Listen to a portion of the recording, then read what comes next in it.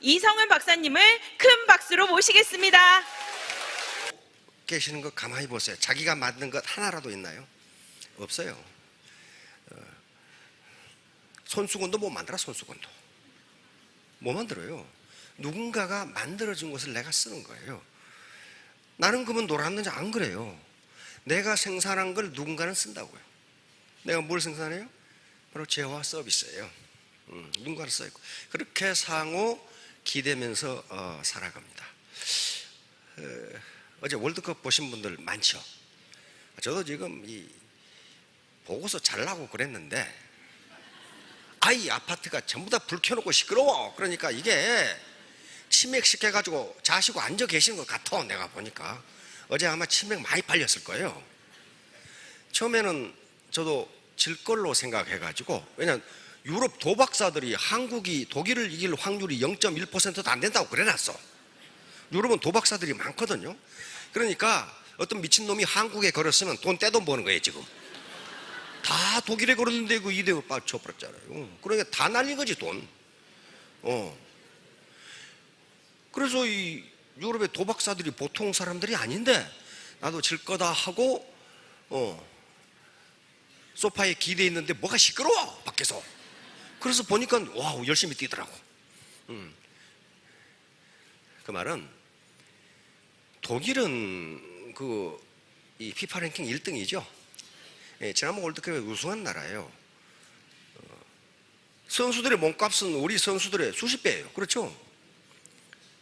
그런데 죽기 살기로 뛰는 놈한테는 못 당한다 그 말이에요. 죽기 살기로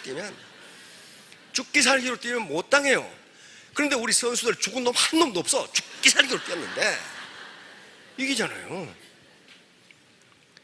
옛날에 80년대 그 마카파라는 폭력 조직이 있었어. 마카파. 그때부터 우리 사회에 마카파라는 말이 생겨났어요. 근데 여러분들은 연쇄살인을 하고 시체를 훼손해가지고 구워 먹었어. 그래가지고 뭐 이런 놈들이 다 있단 말이야. 그래가지고 온 신문 방송이 난리야. 이 마카파보다 더 못한 놈들 말이야. 그래가지고 그때부터 이제 패러디가 생겨. 신문 패러디가 생겨. 아니 세상에 대한민국의 마카파가 제일 강하단 말이냐, 마카파를 당할 경찰도 없단 말이냐. 그러니까 있다 이거야. 누구냐 그랬더니 소방관이다. 소방관은 물불을 안 가지니까 그 마카파도 제압할 수 있다. 그러면 우리 대한민국에서 소방관이 제일 강하단 말이냐. 어떤 놈이 또 올려서 아니다, 장님이다. 이건 눈에 보이는 게 없기 때문에 이게 당할 수가 없다.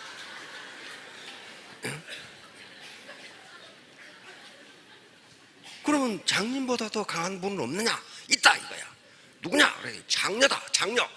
이건 기왕에 버린 몸하고 달라지니까 이건 당할 길이 없다. 아니 그러면 대한민국의 장녀가 제일 강하단 말이냐? 아니다 이거야. 더 강한 분이 있다. 누구냐? 할머니다. 이건 기왕에 죽을 몸하고 달라드니까 이건 뭐 당할 재간이 없단 말이야 이게. 그러니까 죽기 살기로 하면은 피파 랭킹 45위가 1위를 격파한다니까. 격파해도 보통 격파했어요? 2대0으로 격파해버리죠.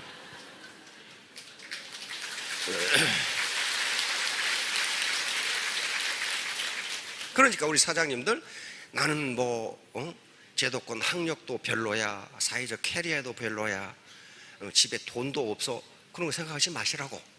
죽기 살기로 덤비면 당할 놈이 없어요. 거기 당할 놈이 없어. 이제 7월 초에 이제 미국으로 제가 이제 미국 투어를 시작하는데요. 캐나다, 미국, 그다음에 이 멕시코. 7월이 되면 여러분들 임진왜란때 제2차 진수성 전투라는 게 있어요. 제1차 진수성 전투 그래가지고 김시민 장군 아시죠? 김시민 장군. 그 당시 일본군은요 조총으로 무장하고 있어요. 조총. 그리고 원래 전부 다 해적들이기 때문에 칼을 잘 써. 칼을. 근데 진주성에 김시민 장군은 진주성 목사거든요. 진주 관군 3,000명.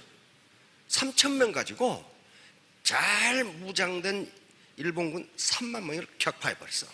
그게 김시민 장군이에요. 그러니까 어떻다는 거예요? 조선인의 깡다구는 잘못 건드렸다는 다 죽는다 그런 말이야. 그러니까 일본이 화가 난 거예요. 화가. 아니 이렇게 잘 무장되고 훈련된 군대가 어떻게 3만 명이 조선군 3천 명에게 격파당한단 말인가? 그러니까 뭐예요? 자존심이 보통 상한 게 아니지. 그렇죠? 그래서 조선의 상륙한 일본군 10만을 가지고 진성 공격을 시작했어요. 그 제2차 진성 전투예요. 그런데 김시민 장군은 1차 전투에서 승복하셨어요. 전사하셨어요. 그러니까 다른 목사님이 교회 목사님 말고 그때 그 벼슬이에 지금 같으면 군수 관군 3천 명 그리고 그 성내에 사는 우리 백성 6천 명, 아니 6만 명, 6만 명. 이 6만 명과 10만 명이 붙은 거예요. 일본 10만 명이야. 어떻게 되겠어요? 우리 관군 그리고 우리 백성 6만 명이 전멸했어요. 그러니까 죽기 아니면 까무라치기로 싸웠는데 전부 전멸 옥새였어요. 그래서 일본군이 지금 진주 촉성루 있죠? 남강 거기서 승리 잔치를 베푸는데 일본군 장수를 껴안고 떨어져 죽은 논개가 있습니다. 바로 7월 20일이에요. 논개가 떨어져 죽은 게. 그러니까 남자만 깡다구가 있는 게 아니고 여자도 깡다구가 그렇게 좋아해. 그러니까 진수성 전투는 2차 진수성 전투는 우리가 패한 전투예요. 그렇죠? 전투에 패했지만 전쟁에 이긴 거예요. 예. 일본군이 묵사발이 되어버렸거든. 진격할 힘이 없어. 그래서 문경세제를 통해서 올라가 한양을 점령하고 평안까지 점령했죠. 그런데 문제가 생겼어. 문제가 생겼다고. 호남을 점령하지 못하면 현지에서 군량미를 조달할 수가 없어. 일본이 가만히 보니까 어떻게 일본은 생각했어요? 그 당시 조선의 정책은 육지에 길을 만들면 처벌받았어요. 길을 일체 못 만들게 했어. 왜 그랬을까요? 강에는 다리를 못 놓게 하고 길을 못 놓게, 외적의 침입을 막기 위해서 그런 거예요. 길을 잘 뚫어놓으면 군이 빨리 올라올 거 아니에요. 그러니까 일본군은 그저 문경세제 있죠? 그 길 있죠? 그저 경상도에서 그 과거 보러 가는 길, 그 과거길이라고 그랬죠? 그 길을 타고 올라가서 한양과 평양성을 점령한 거예요. 그러면 일본의 도요토미 히데요시의 전략은 뭐예요? 이 경상도로 올라간 요 군대를 어디로 보내야 되겠어? 호남으로 보내서 호남을 지배해야 돼. 이순신 장군이 그래서 대감에게 편지를 썼잖아요. 양무호남 시무국가. 호남이 없으면 국가가 없어진다. 호남을 지켜라. 호남을 지켜라. 근데 일본 그 거대한 일본군이 말이야 호남으로 가는 거야. 이걸 막아야 돼. 이걸 막은 분이 권율 장군이에요. 권율 장군은 무관이 아닙니다. 문관이에요. 문관. 과거 시학교. 근데 그때 조선조의 선비들은요 문무를 겸비했어요. 문관들도 병서를 다 읽었고 허준의 동기보감을 다 읽었어요.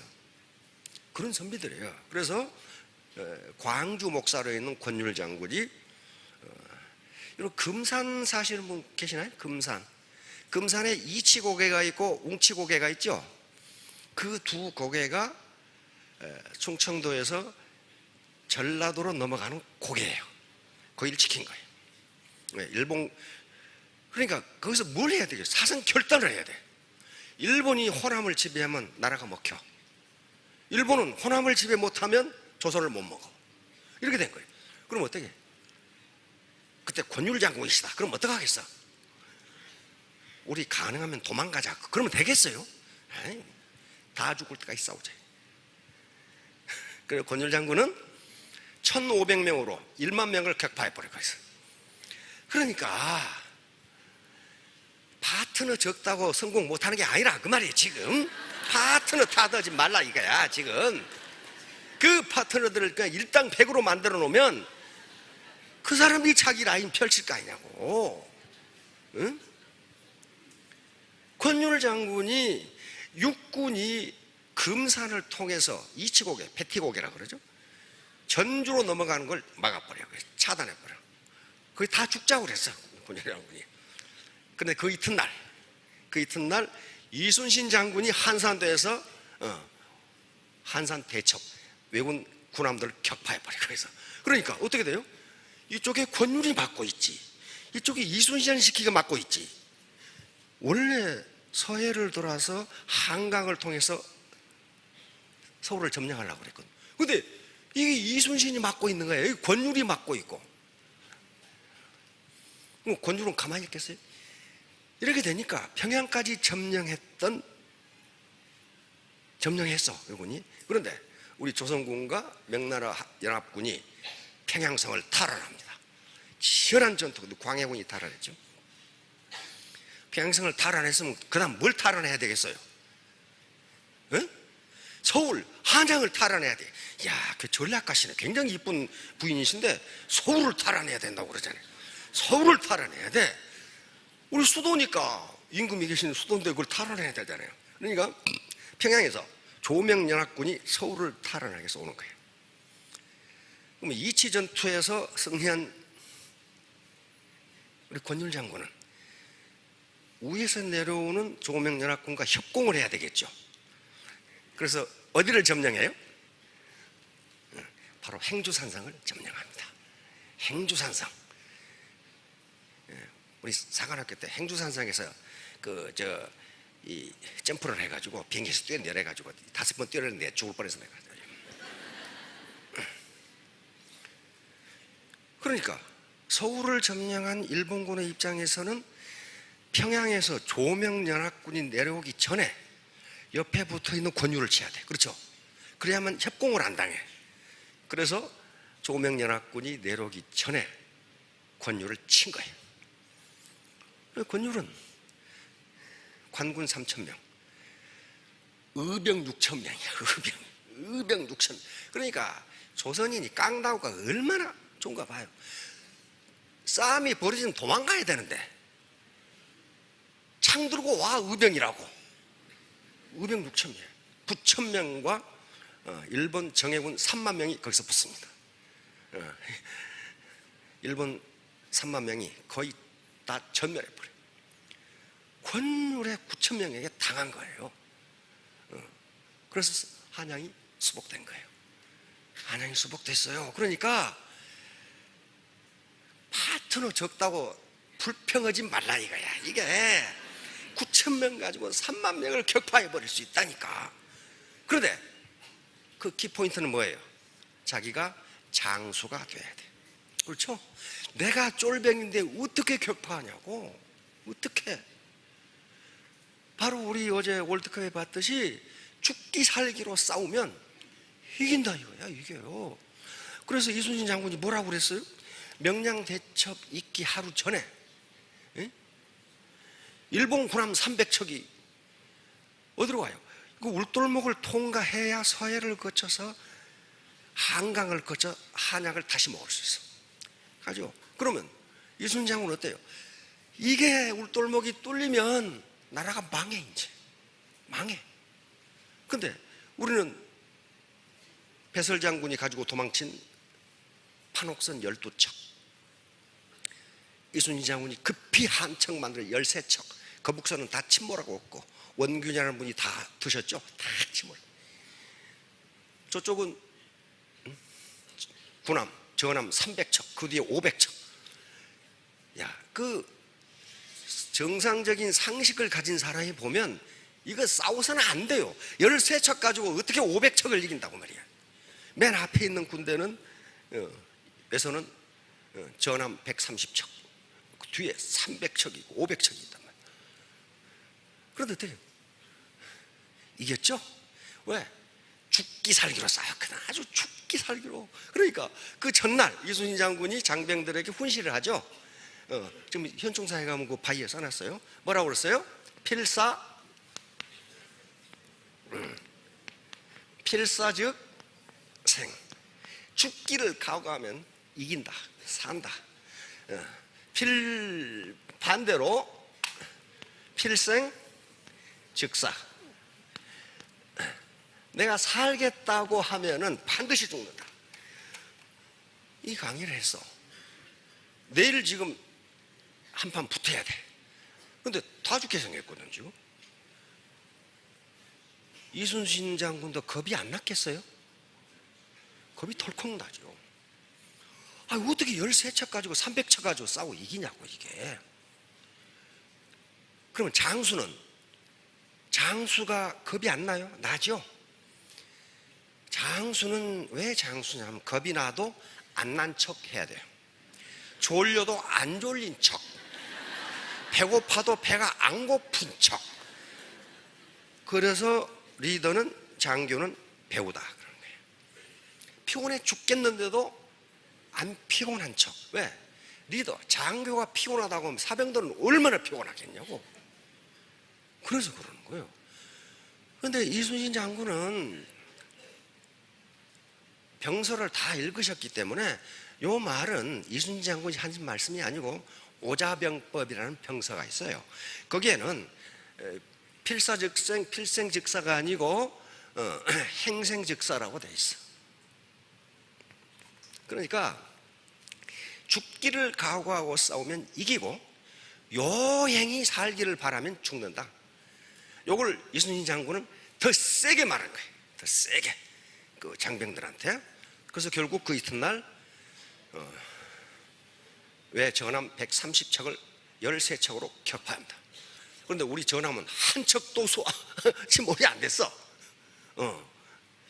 자, 그래서 이제 오늘 PPT로 넘어가도록 하겠습니다. 그와 관계가 있어. 자, 수신 제가 치국 평창. 저 영감탱이가 저 고리타분한 또 유교 윤리를 가지고 나와가지고 지금 뭘 하자는 건가? 근데 이 말이 무려 2000년을 살아남았다는 것은 살아남을 만한 가치가 있기 때문에 그래요. 현대사에서도 이게 살아남을 만한 이유가 있단 말이에요. 이건 자기가 사회적으로 성공하는 순서를 지금 가리키는 거예요. 자, 다음. 자, 오늘 처음 오신 분들 4가지 의문이 있습니다. 이거 해야 되나 말해야 되나? 한다면 성공할 수 있을까? 근데 죄송하지만 현재 상태에서는 아무도 성공 못해요. 계속 세미나에 참석해서 자기 자본을 늘려가야 돼요. 그러면 반드시 성공해요. 누가 성공 못하느냐? 중도에 그만두는 사람 성공 못해. 지금까지 한 60%가 그만둡니다. 40%가 성공해요. 그럼 60%가 왜 성공 못했느냐? 그만두어서 성공 못했어. 그러니까 이건 죽기 살기로 물고 늘어지지 않으면요, 나무 주머니에 있는 돈 빼앗기가 그렇게 쉬운지 아세요? 안 됩니다. 그거 안 돼요. 그 사람이 가만히 있겠어요? 자, 다음. 자, 여기서 성공은 안정적인 소득을 의미합니다. 고소득을 의미해요. 물론 성공의 성공을 어떻게 정의할 것이 하는 건 사람마다 달라요. 다르지만은 여기서 말하는 성공은 우선 안정적인 고소득을 얻어야 다음에 다른 가치를 추구할 수가 있기 때문에 그래요. 그러려면 반드시 자본 축적이 돼야 되고, 자본 축적은 내 개인 자본입니다. 그러기 위해서는 이런 문제 강의를 들어야 되는 거죠. 다음. 자, 애터미 사업은 글로벌 빅 비즈니스입니다. 한 달에 네트로 5천만 원을 버는 게 스몰 비즈니스가 아니에요. 근데 이 글로벌이에요. 많은 기업들이 글로벌이라는 말을 하는데 실질적인 의미에서는 글로벌은 애터미 하나밖에 없어요. 다른 지금 네트워크 회사가 많은데 A사가 세계 최고죠. A사도 말은 글로벌인데 다른 나라에 가서 사업을 하려면 그 나라에 가서 사업자 등록을 해서 다시 일본부터 시작해야 돼. 그러나 애터미만 내 산하에 미국 사람, 캄보디아 사람, 일본 사람이 들어올 수 있어. 그 미국 사람 밑에 한국 사람이 또 들어가. 이걸 공정위에서 허가를 받은 거예요. 유권 해석을 받은 거예요. 괜찮다고 그래서. 자, 다음. 자, 애터미가 성공할 수 있는 객관적 조건은 9가지로 정리할 수 있습니다. 이 객관적 조건은 다른 회사는 없느냐? 없어요. 한번 찾아보세요. 없어. 이게 아무것도 아닐 것 같은데요. 이게 성공을 보장해요. 이게 보장한다고요. 그런데 이런 객관적 조건만 있다고 성공하느냐? No, 그렇지가 않아요. 내가 어떻게 한 내가 나. 미국이라는 사회가 그렇게 기회의 사회인데 뉴욕 지하철에 가보면 자빠져 있는 거지들이 아주 엄청나게 많아. 그러니까 그 사람들은 미국이라는 사회가 제공하는 기회를 이용할 수가 없는 거예요. 자, 다음. 자, 수신이에요. 수신부터. 이 수신이 바로 장수가 되는 첫 번째 수신. 몸을 닦는다 그 말이죠. 몸을 수련한다, 연단한다 그런 말이에요. 자, 나폴레옹이 유명한 말이 있습니다. 당신이 만약 100마리의 사자로 이루어진 군대를 만들었는데 그 지휘자, 그 리더가 개라면 그 부대는 개같이 싸우다 죽는다. 그러나 당신이 만약 100마리의 개로 이루어진 군대를 만들었는데 그 개 리더가 사자라면 그 부대는 모두 사자처럼 용감하게 싸울 거예요. 그러니까 자신이 뭐가 돼야 된다는 거예요? 사자가 돼야 돼요. 파트너 탓하지 마시라 이 말이야. 파트너들은 약간 미안한 말씀이지만은 도구 같은 사람도 많아요. 그러나 그 도구를 사자처럼 만들어내는 스폰서가 만들어줘야 돼요. 다른 방법이 없어요. 그게 수신이에요. 자, 다음. 근데 이 말은 나폴레옹이 한 말인데요. 사실은 알렉산더 대왕이 했던 말을 나폴레옹이 다시 한 것 같아요. 나폴레옹은 아주 독서 광이었거든요. 전투를 하면서 말에다도 책을 놔두고 책을 읽었으니까, 병서, 역사를 읽었으니까. 알렉산더 대왕이 그런 말을 했거든. 나는 양이 지휘하는 사자 부대보다 사자가 지휘하는 양 부대가 더 두렵다. 사자, 양 왔다 갔다 하니까 뭐 좀 헷갈리죠? 가만히 들어보세요.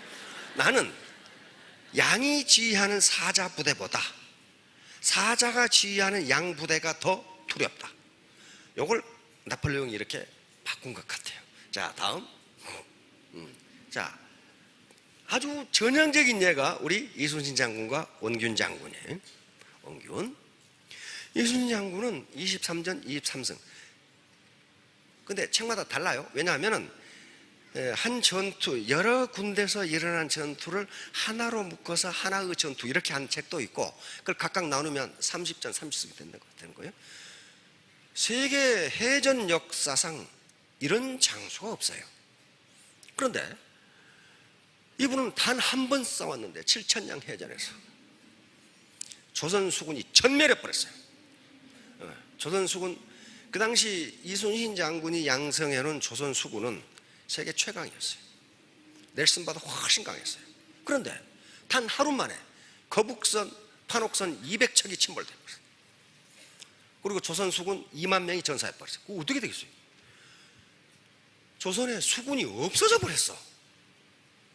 자, 그러면 이순신 장군이 지휘했던 장병들과 원균 장군이 지휘했던 장병이 다르냐 이거예요. 똑같아요. 그런데 장수 한 사람 때문에 이렇게 되는 거예요.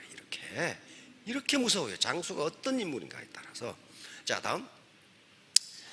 자, 이순신 장군은 원래 전라 좌수영이 어디가 있었죠? 여수가 있어요. 여수. 지금도 그 여수에 있는 그 좌수영 그 국보로 돼 있죠. 여수가 있어. 근데 그 좌수영을 어디로 옮기셨어요? 한산도로 옮겼어. 근데 교과서에는 한산도로 옮겼다 그러는데 왜 옮겼을까? I don't know, you don't know, everybody don't know. 옮기지 않을 수가 없었어요. 아까 진성전투에서 우리가 패했잖아요. 진성전투. 그러면 여수가 일본 육군의 포위대, 이순신 장군은 수군이야. 그렇죠. 바다에서는 잘 싸우시지만은 육지에서는 안 된단 말이에요. 그러니까 일본 육군에 우리나라의 수군이 노출되는 거예요. 그래서 한산도로 옮겨버린 거예요. 한산도로 옮기는데 백성들이 따라와. 백성들이 이때 이순신 장군을 따라간 군대가 17,000명이란 말이에요. 그러면 17,000명을 이순신 장군 장계가 있어요. 전하, 17,000명을 먹이는데도 하루에 쌀이 100석이 필요합니다. 그런데 이 많은 수만 명의 백성이 따라왔으니 어떻게 할까요? 근데 이순신 장군은 어떻게 할 거를 그렇게 묻지 않아. 농사를 짓게 해주세요. 조선의 정책은 공도 정책이었어요. 다시 말하면 섬에는 살지 말라요. 섬을 비워둬야 돼. 그리고 농사를 못 짓게 해, 섬에서는. 왜냐하면 하도 왜구가 난동을 부려가지고 섬에 사람을 살고 농사를 지으면 그거 뺏으러 노략지르러 온다고. 오는데 조선 관군으로서는 백성을 보호할 군대가 없어. 그러니까 아예 섬에 살지 못하게 했어. 그러니까 이순신 장군이 한산도로 갔는데 정부의 허가를 받아야 농사를 지어. 그래서 계속 장계를 올려가지고 농사 짓는 걸 허락받습니다. 이렇게 백성들을 살려. 그러니까 어때요? 이순신 장군만 따라다녀. 백성들이 따라다녀. 더 험한 것은 말이지, 응? 원균의 모함으로 파직당하죠. 그리고 백의종군을 해. 백의종군은 이순신 장군 계급이 해군 사령관이거든. 오늘 같으면 해군 참모총장이야. 3도 수군 통대사니까 정의품. 그런데 권율 장군 밑에 육군으로 쫄병으로 따라다녔거든. 그렇게 하라고 그래서. 그런데 원균 장군이 이끄는 이순신 장군의 조선 수군이 괴멸돼 버린 거예요. 수군이 없어져 버려서 하느라. 그러니까 그 선조가 이순신을 죽이려고 그렇게 하다가 다시 사과 편지를 보내. 내가 실수를 해가지고. 그 영감탱이 옆에 있으면 참. 근데 다시 삼도 수군 통제사로 복직시킨다 하는 장계를 직서를 하동에서 받아. 하동 있죠. 구례 하동에서 받아. 육군으로 쫄병으로 따라가다가 다시 삼도 수군 통제사로 제소하노라. 이렇게. 진작 제수는 했어도 계속 두들겨 맞아가지고 몸은 아프지. 네? 몸은 아프지. 군대는 100명 남았어. 100명 다 도망가버렸어. 왜? 원균이 신뢰를 주지 못하니까 다 도망가버렸어. 그러니까 하동에서 다시 삼도 수군 통제사로 직서를 이 교지를 받고 내려가니까 어때? 도망갔던 장병들이 다시 모여. 백성들이 막 떼거리로 따라와. 떼거리로. 그래가지고 하동에서 진도까지 가는데 100명이던 장병이 1700명으로 늘어났어. 백성들은 끝도 없이 따라와. 그러니까 이순신 장군이 그랬어. 이 사람들아, 거기가 어딘데 나를 따라오는가? 이게 전쟁터잖아요. 그러면 인지상정으로 전쟁터 같으면 도망가야지 그대로. 그런데 전쟁터로 따라가. 저 적선이 바다를 뒤덮었는데 어쩌자고 나를 따라오는가? 그러니까 백성들 하는 말이, 저희는 장군님만 믿고 따라가고 있습니다. 장군님을 따라가면 살 것 같아서. 그러니까 다 그렇게 돼야 돼요. 스폰서님만 따라가면 부자 될 것 같아서. 근데 아무래도 안 될 것 같다. 그러면 어떻게 해? 도망가 버린다니까. 도망가 버려. 바로 수신의 중요성입니다. 자, 다음. 농부가 밭을 탓할 수는 없다. 아이고, 이놈 밭 때문에 농사가 안 되고, 지가 거름도 안 주고 김도 안 매주고 그러니까 안 될 거 아니에요. 그러니까 공직자가 국민을 탓하면 안 됩니다. 리더가 추종자들을 탓하면 안 되는 거예요. 리더 잘못이지 추종자 잘못이 아니에요. 이걸 계속 믿으면 뭐가 되느냐? 뭐가 될 것 같아요? 이 말을 계속 믿으면? 대통령이 됩니다. 바로 노무현 대통령의 명언입니다. 계속 떨어졌어. 지역에 출마해가지고 그런데 유권자들 전혀 원망하지 않았어요. 유권자들 때문에 말이야. 막 그러면 원망하지 마라. 농부가 밭을 탓할 수는 없는 것이다. 내 덕이 부족해서 그런 걸 누구를 원망하는? 자, 다음. 바로 수신제가 치고 평차라. 이게 사자가 되는 길이에요. 자, 다음. 이게 리더의 가장 중요한 덕목입니다. 뭐부터 출발해요? 수신. 나부터 출발한다. 나부터 출발해. 다음. 자, 우리가 가진 자본을 어떻게 분류하느냐 하는 것은 굉장히 여러 가지로 분류할 수 있습니다. 그런데 우리가 사회 현상을 이해하는 데 있어서 가장 자본 분류 방법으로 좋은 것은 피에르 부르디에라는 프랑스의 사회학자인데 자본을 세 가지로 분류했는데 이게 사회적으로 각자가 어떻게 사는가를 보려면 이 자본 분류가 굉장히 유리해요. 자, 이 사람은 경제 자본, 이건 부모로부터 재산을 얼마나 물려받았느냐는 거예요. 그러니까 돈이 얼마나 많으냐는 거예요. 이거 돈 많으면 뭐 여기 앉아 계실 필요가 없으시겠죠. 그 다음에 경제자본은 만약에 역삼동에 7층 상가 빌딩을 하나 가지고 계신다. 그럼 여기 안 계시고 지금 어디 홍콩에 계시거나 그러시겠죠. 이게 자본이에요. 이게 굉장히 중요한 자본이에요. 두 번째 그런데 왜 피에르 부르디에가 이 연구를 하게 됐냐면요. 어떻게 잘 사는 집안은 대대로 잘 살고 사회적으로 가난뱅이가 상류사회로 올라가는 게 이렇게 어려운가? 이게 뭐 때문에 그런가? 사회학자니까 당연히 관심을 가져야죠. 그러면서 많은 사람들은 경제자본이 많아서 그럴 거다라고 생각하는데 그렇지가 않더라는 거야. 예를 들면 유럽은요 상속세가 엄청납니다. 거의 다 가져가 버려요.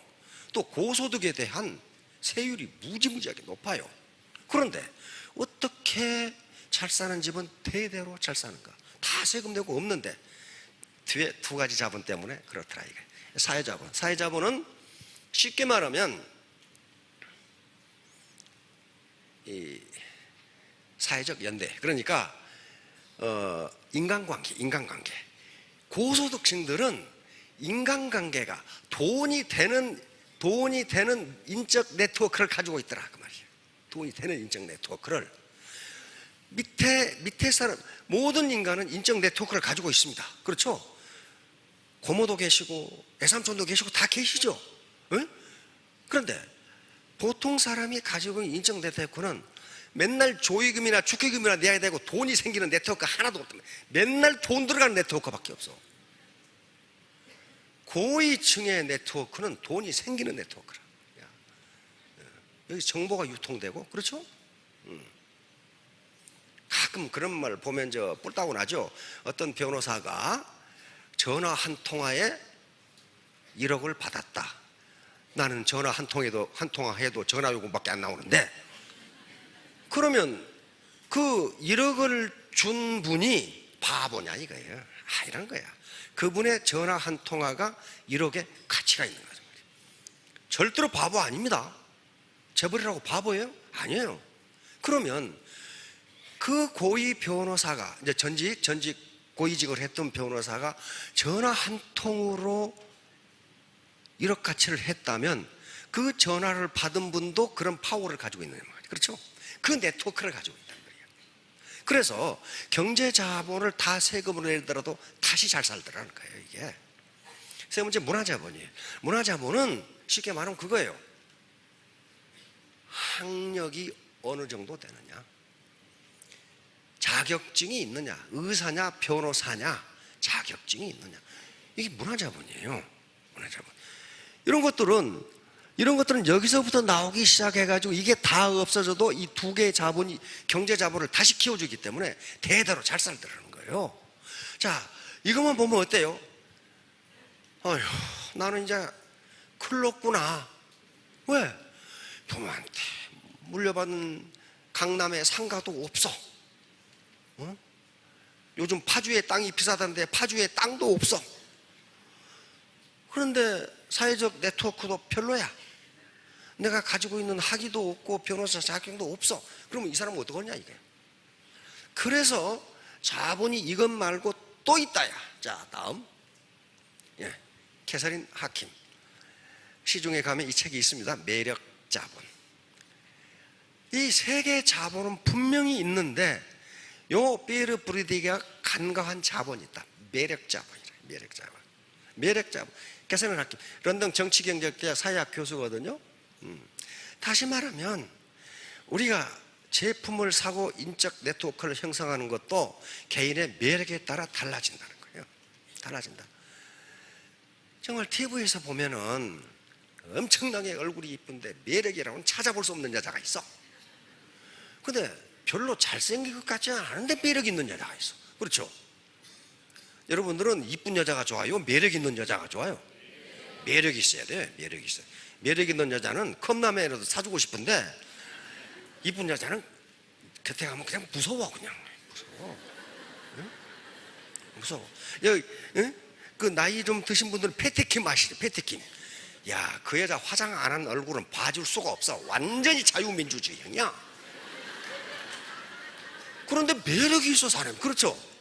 매력이 있어. 그러니까 그분이 한번 출연했다면 출연료가 굉장하잖아요. 응? 매력이 있다고. 따라서 매력 자본이라는 책의 매력은, 이 양반이 말하는 매력은 한 군데에서 나오는 게 아니에요. 물론 외모라는 게 있어요. 외모라는 게 있는데 외모도 자기 개성에 따라 가꾸기 나름이라는 거예요. 자기 개성에 따라. 그리고 이 마음의 근육. 그러니까 쉽게 말하면 깡다구가 있는 사람이 매력적이라는 거예요. 그러니까 이 매력을 왜 이제 캐서린 하킴 교수가 이걸 집어넣어야 된다고 생각했냐면은 앞에 경제자본, 사회자본, 문화자본이 없어도 그 사람이 매력이 있다면 사회 상류층으로 올라갈 수 있다는 거예요. 그래서 그 예를 많이 들었어요. 많이 들었어요. 그런데 요거에 나오니까 미국 연방제도, 연방준비은행 각 지점이 있죠. 뉴욕 지점도 있고 연방준비은행에 근무하는 경제학자들이 과연 매력이 사회적 성공과 소득에 관계가 있는가 하는 걸 연구했단 말이에요. 미국 사회 연구했어요. 그런데 불행하게도 있다야. 관계가 깊다야. 관계가 깊다. 매력 있는 여자가 매력 없는 여자보다 승진이 빠르다. 소득도 높다. 그럼 어떻게 되겠어요? 오늘부터 거울 보고 나는 어떻게 이렇게 매력이 있을까? 그렇게 매력이 있어진다는 거예요, 지금. 그런데 매력 있는 남자와 매력 있는 여자, 누가 소득이 많을 것 같아요? 매력 있는 남자가 매력 있는 여자의 소득이 2배라는 게 여러 가지 현상에서 밝혀졌어요. 그러니까 남성분들은 화장실에 가시면 괜히 소방수 노릇만 하지 말고 앞에 거울을 보고 나는 왜 이렇게 매력이 있을까? 그렇게 생각하시라니까. 학자들이 예를 든 게 안젤리나 졸리와 브래드 피트예요. 둘 다 매력이 있죠. 이야, 브래드 피트가 진짜 매력이 있죠.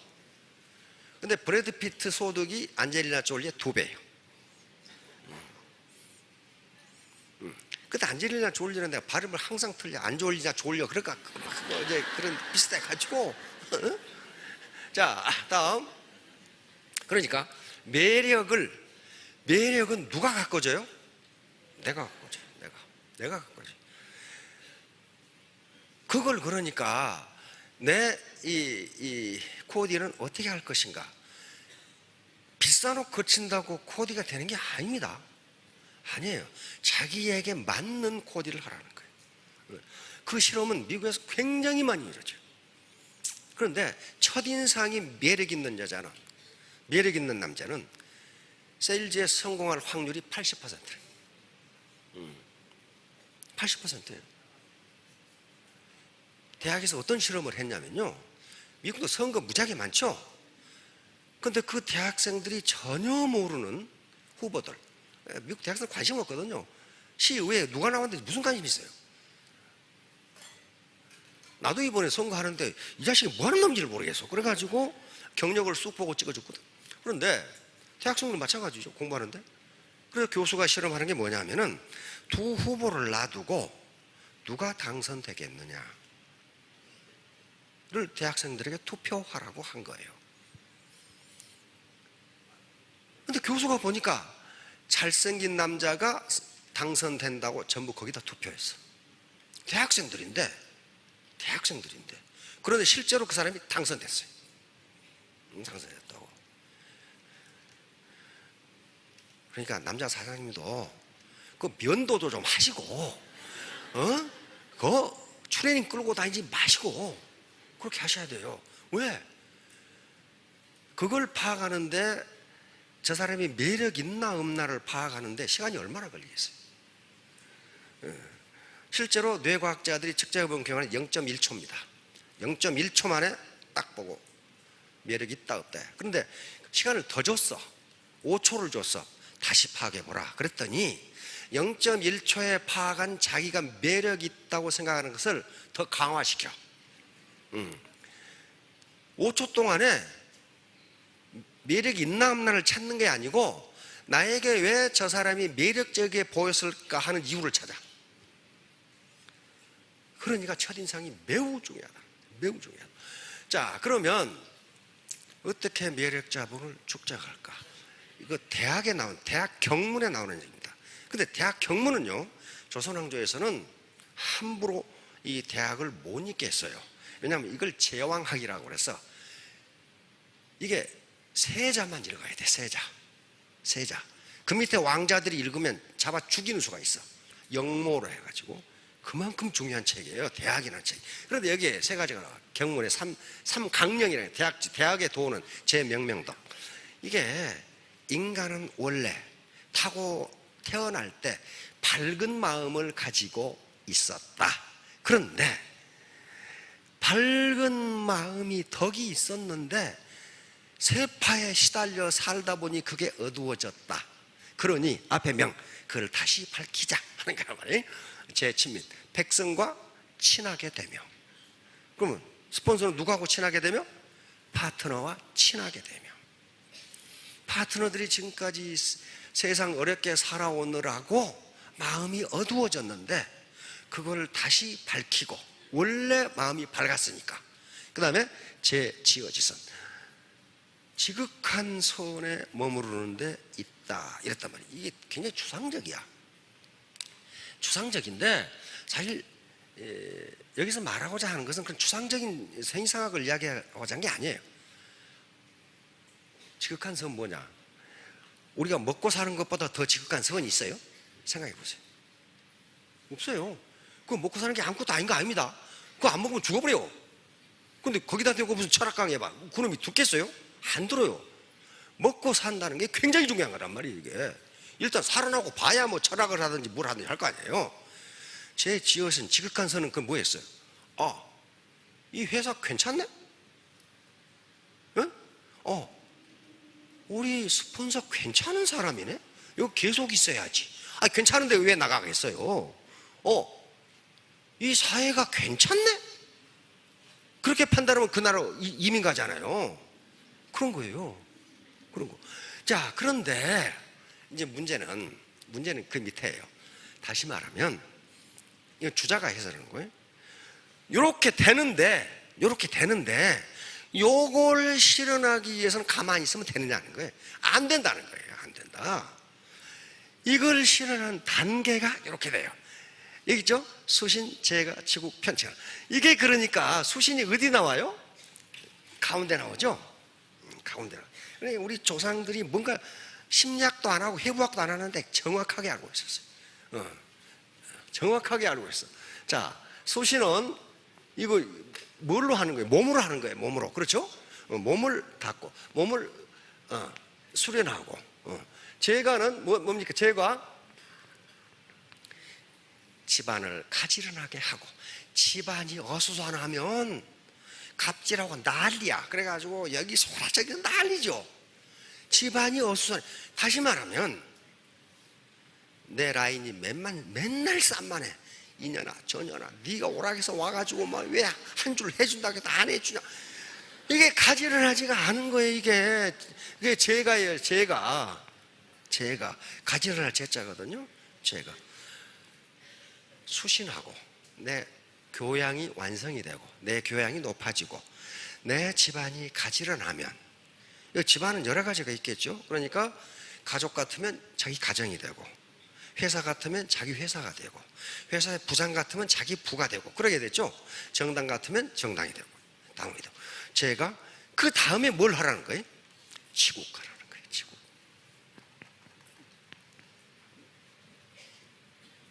치국이니까 이렇게 돼야 국내 시장을 석권할 수 있다 하는 거예요. 라인이 어수선한데 신규가 안 는다. 당연히 안 늘지. 그 어수선한 집안에 누가 들어가겠어요? 당연히 안 늘지. 치국. 국내 시장을 평정하고, 근데 국내 시장만 가지고는 좁아. 그러니까 치국 평천화해야 되죠. 글로벌 시장을 평천화해야 된다고. 이게 그러니까 애터미 사업의 성공 과정을 이미 공자님께서 다 만들어 놨어. 이게 이렇게 되는 거단 말이야. 우선 네가 리더가 되고 네가 사자가 되고, 그리고 네 집안 단속 좀 잘해라. 너 라인 맨날 싸우지 않느냐. 가지런하게 하면 국내 시장을 석권할 수 있다. 그런데 그거 가지고 안 되겠지. 임페리얼 되려고 보니까 안 되겠지. 그러면 평천화, 글로벌 시장을 점령해라는 거예요. 자, 그런데 여기서 이제 우리가 유의할 점은 수신이 바로 수신으로 들어가는 게 아니라는 거예요. 내가 내 몸의 교양을 닦고 진리를 탐구하고 내가 덕 있는, 덕을 가진 인간이 되려면 어떻게 해야 되느냐 하는 게 그 앞에 나와요. 그 앞에 맨 처음에 뭐라고 그랬어요? 경물이죠. 경물. 이게 경물이에요. 이게 한자 옥편을 찾아도 이게 뭔 말인지 몰라. 이 격자가 막대기 격자예요. 막대기. 우리 격자 그러면 저 옛날 창문 보면 이렇게 아주 질서정연하게 이렇게 창호지 발라놨죠. 이걸 우리가 격자라고 그런단 말이에요. 그 다음에 그 사람 좀 괜찮은 사람이다, 인격이 훌륭한 사람이야, 이 막대기 격자를 써. 그 사람 참 품격이 있어, 막대기 격자를 쓴단 말이에요. 그러면 이 격자가 무슨 뜻일 것인가? 그 말은 우리 옛날 창호지로 발라놓은 문을 보면 알아요.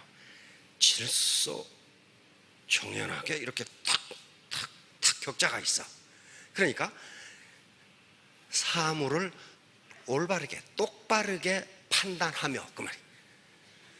사물을 똑바르게 판단해야 돼. 엉터리로 판단하면 안 된다는 거예요. 그러니까 애터미 사업이 할 만한 사업인지 아닌지는 누가 판단해야 돼? 내가 판단해. 경물이야, 경물. 물이는, 애터미라는 물을 내가 올바로 똑바로 삐딱하게 말고 이렇게 파악해 보라 그 말이에요. 그래가지고 두 번째 뭐 한다고 그랬어요? 치지. 거기서 지식을 얻고 지식을 얻어야 돼. 이게 제품은 어떻게 되며, 마케팅 프로는 어떻게 되며, 라인은 어떻게 되며, 어떻게 리크루팅을 하면 뭐 알아야 면장할 거 아니에요. 경물, 치지. 그 다음에 뭐예요? 성의. 마음을 정성스럽게 가져야 돼. 성실한 마음을 가져야 돼. 성실한. 적당히 이거 사기쳐가지고 어떻게 한번 해볼까? 안 된다 이거야. 안 돼. 성의. 그 다음에 뭐예요? 정심이에요. 마음을 똑바로 가져. 저기 있네. 저기 정선상략. 저거예요 지금. 마음을 정직하게 가져. 정직하게. 자, 그런데 마음이 중요하냐 몸이 중요하냐 하는 문제야. 이게 경물, 치지, 성의, 정심 다음에 수신이 나와. 이렇게 해야 네 몸이 교양인이 된다. 몸으로 해라. 몸. 왜냐하면 마음 먹는 것은요 1분이면 가능해. 근데 몸이 말을 안 들어. 매년 31일 날 붙이죠. 신년도에 다이어트 탁 붙여요. 마음 먹기는 쉬워. 그런데 1월 1일 다이어트를 하려고 보니 어떤 놈이 치맥을 사왔어. 친구가. 이걸 먹어야 되나 안 먹어야 되나. 오늘만 먹고 내가 내일부터 해야지. 몸이 따라가질 않아요. 몸이. 마음 먹는 것은 쉽습니다. 내가 내일부터는 아침 일찍 일어나서 공부를 해야지. 안 돼요. 안 돼. 몸이 말을 안 들어. 몸. 그래서 우리 조상들은 알고 마음을 정하고 그 다음에 몸이 따라간다는 거예요. 몸이 따라가. 이게 제일 중요하기 때문에 이 앞에 정신적인 걸 다 집어넣고 이렇게 해도 수신이 안 되면 치국 못한다. 치국 못한다. 자, 그렇게 됐으니까 다음, 그러면 이걸 하는데 어떻게 하냐? 다음, 바로 애터미에서 늘 강조하는 세 가지 공부가 요 수신제가 치국평천하, 경물치지 성의정심 수신제가 치국평천하. 오늘 그저 남편이 가지 말라는데 여기 오신 분들은 다른 거 외우지 마시고 수신제가 치국평천하 이걸 가지고 마누라 남편한테 얘기하면 당신이 수신이 안 되기 때문에 제가가 안 되는 거야. 그러면 이 옆에 내가 무엇을 듣고 와서 또 이렇게 그 맞아요. 이게 전부예요. 수신제가 치국평천하예요. 그 앞에 경물치지 성의 정심이 들어가는 거예요. 그러면 여기 보세요. 경물치지가 뭐예요? 이게 사물을 똑바로 판단해서 지식을 얻는 건 머리 공부예요. 머리. 해도 어제 KBS에서 지금 우리 사회 제일 큰 문제가 뭐냐면요, 앞으로 지금 100세 시대거든요. 그렇죠? 벌써 100세 시대가 됐어요. 근데 지금 이렇게 젊은 분들이 나이가 드시면 그때는 120세대가 돼요. 그러니까 지금 30대는 애터미 사업을 70년을 해야 되고, 아니 미치겠죠. 40대는 60년을 해야 돼. 그러면 스폰서하고 파트너하고 잘 지내야 되겠어요? 원수지간으로 지내겠어요? 어떻게 70년을 원수지간으로 지내냐고. 그만두고 말지. 자살하고 말지. 그거 안 된단 말이에요. 그런데 가장 큰 문제가 생명은 늘어나는데 이 치매 문제를 해결 못하는 거예요. 치매 문제를 해결 못하는 거예요. 앞으로 120년 사는데 30년을 치매에 걸려 살았다. 그럼 어떻게 되겠어요 이거? 차라리 죽고 말지. 그러니까 자꾸 지금 방송에서 정신건강, 요 치매를 어떻게 예방하느냐 하는 게 자꾸 나와요.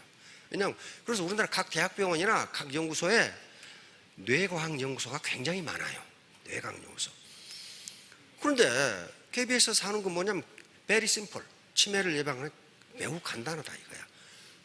간단한데 뭐가 안 되느냐? 이 수신이 안 되는 거예요.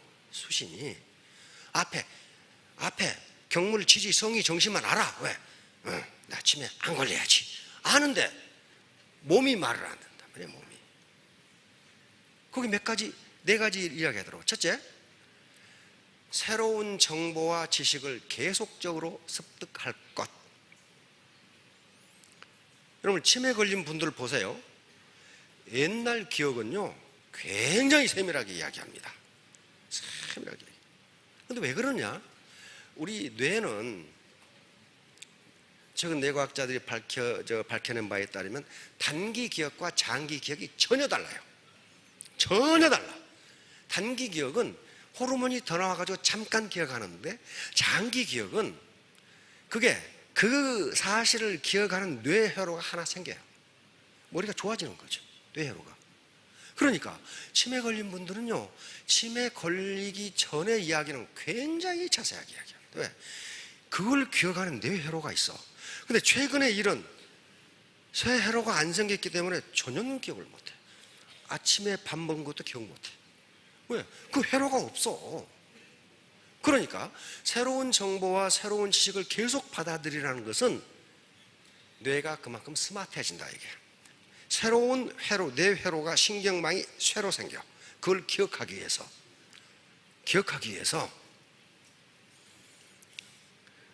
그러니까 누가 그러면 치매에 걸리냐? 꼰대. 나 다 알아? 뭐 그런 사람 있잖아. 다 알지. 옛날 거 다 알아. 안 된다는 거야.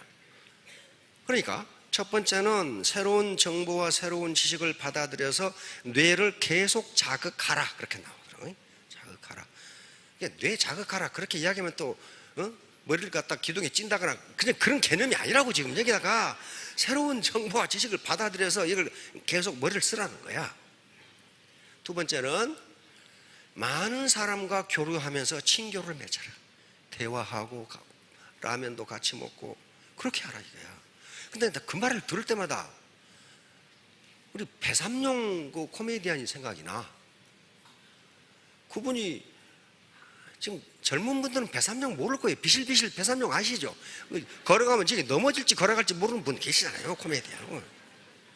구봉서 우리나라 아주 코미디의 대부죠. 근데 어느 날 배삼룡 선생이 구봉서 씨한테 전화를 했더랍니다. 아, 형님, 저 전원주택 하나 샀는데요, 사람도 없고 조용하고 좋아요. 아, 공기가 좋아요. 아, 이거 구봉서 씨가 TV에서 나와서 말씀하더라고요. 그 얘기를 하더라고요. 야, 임마, 안 그래도 말도 없는 놈이 아무 사람도 없는 데 가서 조용하다고 살면 너 죽어. 임마, 서울 시내 공기도 나쁘지만 오늘은 내가 짜장면 사고 내일은 네가 짜장면 사고 그러면서 임마 서로 대화하면서 살아야지 말이야. 거기서 나 말도 없는 니 혼자 살면 어떡하려고 그래. 과연 얼마 후에 병원에서 입원했다고 연락이 왔어. 그래서 이제 또 입원비도 없다고 그러니까 후배 코미디언들이 돈을 걷어가지고 코미디의 대부인 구봉선 선생을 모시고 갔다 이게. 그리고 구봉선 선생이 의사한테 아니 선생님, 이 새끼 병 좀 빨리 고쳐주세요, 그랬단 말이에요. 그러니까 의사 선생이 하는 말씀이 병이 있어야 고치죠. 마음의 병이야, 마음이야. 병이 있어야 고치죠. 없는 거야 이게. 그리고 결국 그 타개했잖아요. 바로 그거예요. 사람과 사람이 공기 나쁘다고 혼자 있지 말라 이거예요. 서로 교류하고 친교를 맺고 밥도 같이 먹고 그렇게 하면 뇌가 신선해진다 이게. 시간이 다 됐는데, 그리고 뭐가 있냐면 또 매일 30분씩 유산소 걸어라. 그 다음에 숙면을 취하라. 이게 애터미 사업하고 딱 맞아요. 날마다 있어. 뭐 듣기 싫은 교육하라니까 이게 빨리 정보 얻어야지. 그 다음에 이 꼴보기 싫은 파트너하고 스폰서하고 또 얘기도 해야지. 감자라면도 먹어야지. 이것 들고 걸어다니다 보니까 말이야, 피곤해가지고 집에 오면 골아떨어져 자지. 딱 맞잖아요 이거. 그러니까 뭐예요? 애터미 사업분들은 치매 안 걸린다고. 치매 안 걸려요.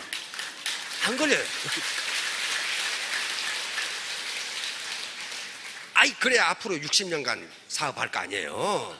치매 걸려가지고 아무리 오래 살면 뭐해 그거. 자, 마지막 끝입니다.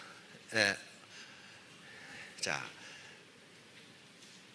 자루가 작으면 큰 물건을 넣을 수 없고 두레박줄이 짧으면 깊은 우물을 기를 수 없다.